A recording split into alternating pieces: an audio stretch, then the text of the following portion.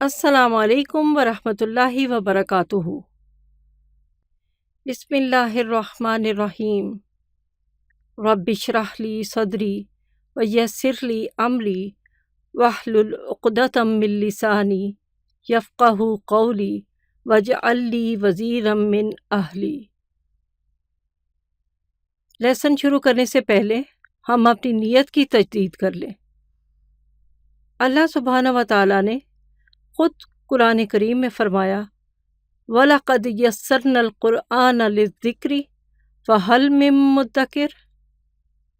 ہم نے اس قرآن کو نصیحت کے لیے آسان ذریعہ بنا دیا ہے، پھر کیا ہے کوئی نصیحت قبول کرنے والا؟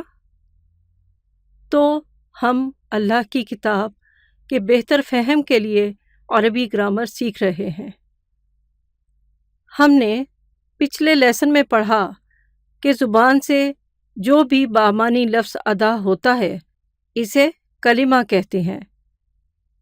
کلمہ کی 3 اقسام ہیں: اسم، فعل، حرف۔ اعوذ باللہ من الشیطان الرجیم وعلم آدم الاسماء کلہا۔ اللہ سبحانہ و تعالی نے آدم علیہ السلام کو اسماء کا علم دیا۔ ہم بھی عربی گرامر سیکھنے کا آغاز اسم سے کرتے ہیں۔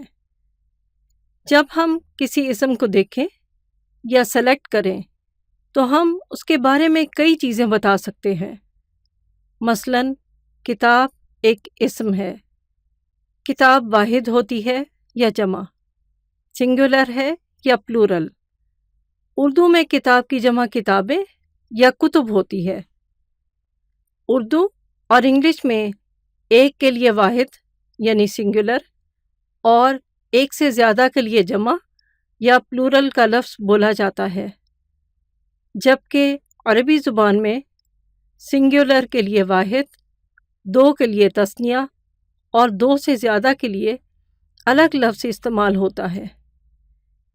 کتاب کو ہم کہہ سکتے ہیں کہ یہ واحد یعنی سنگولر ہے۔ پھر یہ کہ کتاب میل ہے یا فیمیل، مذکر ہے یا مؤنث۔ اگر اردو میں کتاب کی بات کریں تو کتاب میز پر رکھی ہے، کتاب پڑھی جاتی ہے، یعنی اسے اردو میں مؤنث کہا جائے گا۔ اگر ہم اسی طرح اور چیزوں کی بات کریں جیسے زمین ٹھنڈی ہے، آسمان بہت بڑا ہے، کھڑکی کھلی ہے، دروازہ کھلا ہے، پتہ یہ چلا کہ زمین اور کھڑکی کو مؤنث کہیں گے اور دروازہ اور آسمان کو مذکر گنا جائے گا۔ اسی طرح عربی زبان میں بھی چیزیں مذکر یا مؤنث ہوتی ہیں۔ ذرا مجھے کوئی پینسل دیجیے گا۔ میں نے کوئی بھی پینسل مانگی ہے۔ اگر میں کہوں مجھے وہ پینسل دیں جو میز پہ رکھی ہے تو میں نے ایک خاص پینسل مانگی ہے، جیسے اے بک یا اینی بک، کوئی بھی کتاب۔ جب میں کہوں دا بک تو وہ خاص کتاب ہے۔ عام میں تو کوئی بھی کتاب ہو سکتی ہے، خاص ہے تو دا بک۔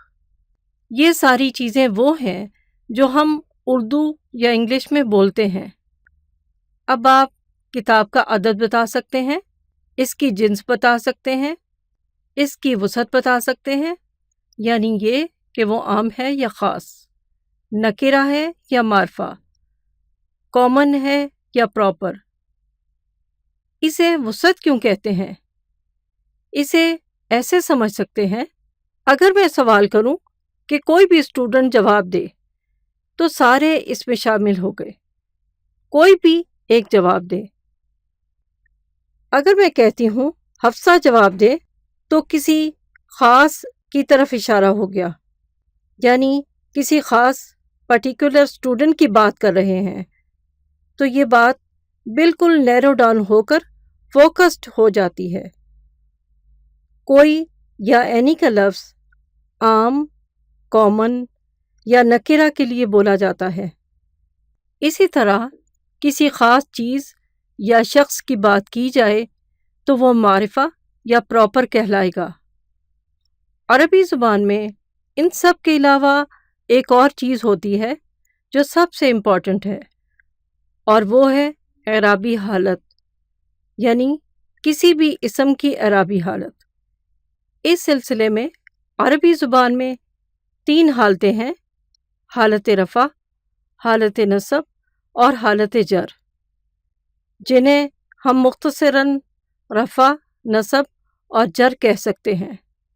کسی بھی اسم کے آخری حرف پر جو حرکت ہو، خواہ وہ 2 زبر ہوں، 2 زیر ہوں، 2 پیش ہوں یا سنگل زبر زیر پیش ہو، اسے اسم کی اعرابی حالت کہتے ہیں۔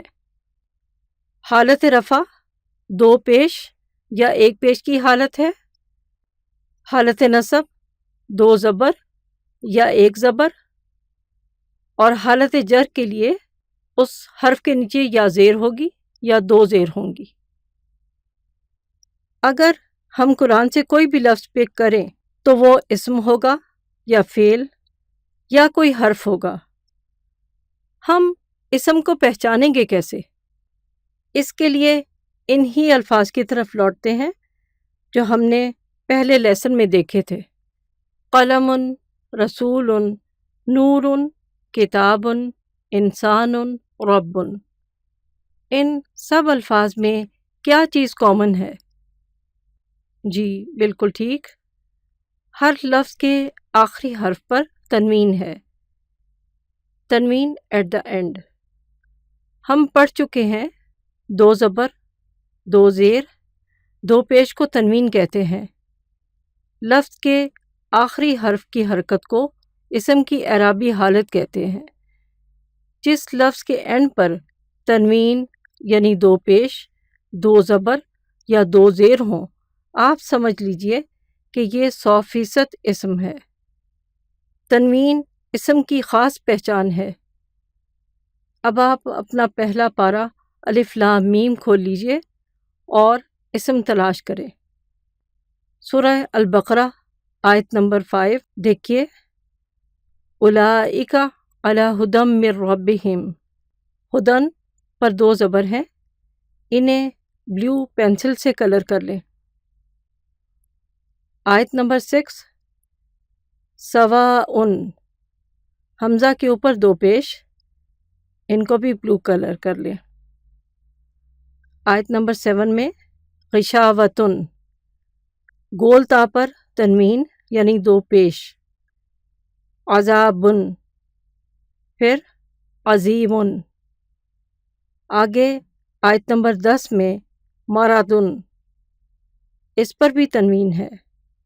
اسی آیت میں عذاب اور علیم۔ اسی طرح پورے پارہ میں سے تنوین کو پہچانیے اور تنوین کو بلو کرتے جائیں۔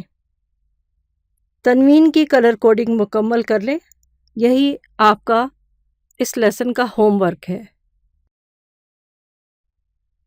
اس لیسن میں آپ نے کلمہ کی پہلی قسم، اسم کا تعارف پڑھا اور اس کے عدد، جنس، وسعت اور اعرابی حالت کے بارے میں مختصراً جانا۔ آئندہ انہی ٹاپکس کو ہم الگ الگ تفصیل سے دیکھیں گے انشاءاللہ۔ سبحانک اللہم و بحمدک، اشہد ان لا الہ الا انت، استغفرک و اتوب الیک۔ السلام علیکم ورحمۃ اللہ وبرکاتہ۔